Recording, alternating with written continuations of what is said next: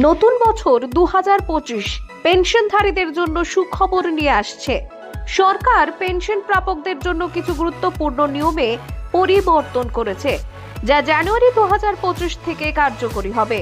এই পরিবর্তনগুলি পেনশনধারীদের জীবনকে অনেক সহজতর এবং আর্থিক অবস্থা শক্তিশালী করবে। পেনশন হলো এমন একটি আয় যা মানুষ তাদের অবসর গ্রহণের পর পায়। এটি তাদের জন্য একটি গুরুত্বপূর্ণ আর্থিক সহায়তা, যা তাদের জীবনযাত্রাকে নির্বিঘ্নে চালাতে সাহায্য করে। কেন্দ্রীয় সরকার যে নতুন পরিবর্তনগুলি এনেছে তা পেনশন সিস্টেমকে আরও কার্যকরী এবং স্বচ্ছ করে তুলবে, যাতে পেনশনধারীরা তাদের অধিকার ও সুবিধাগুলি পুরোপুরি উপভোগ করতে পারেন। নতুন নিয়মগুলির মধ্যে সবচেয়ে গুরুত্বপূর্ণ পরিবর্তন হলো পেনশন রাশিতে বৃদ্ধি। সরকার পেনশনধারীদের মূল পেনশনের 5% বৃদ্ধি করার সিদ্ধান্ত নিয়েছে। এই বৃদ্ধি মুদ্রাস্ফীতি এবং জীবনযাত্রার বাড়তি খরচের বিষয়টি মাথায় রেখেই করা হয়েছে।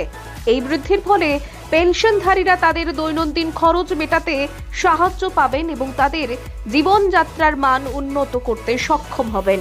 পেনশনধারীদের জন্য একটি বড় সুবিধা হলো এখন তারা তাদের জীবন প্রমাণপত্র, লাইফ সার্টিফিকেট ডিজিটাল মাধ্যমে জমা দিতে পারেন।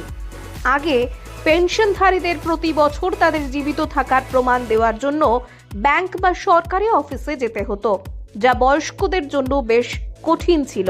নতুন নিয়মের আওতায় পেনশনধারীরা এখন ঘরে বসেই তাদের জীবন প্রমাণপত্র অনলাইনে জমা দিতে পারবেন।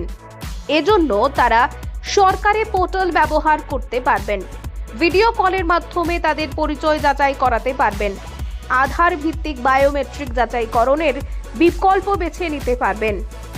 এই সুবিধা বিশেষভাবে তাদের জন্য উপকারী হবে যারা শারীরিকভাবে অক্ষম বা দূরবর্তী অঞ্চলে বসবাস করেন।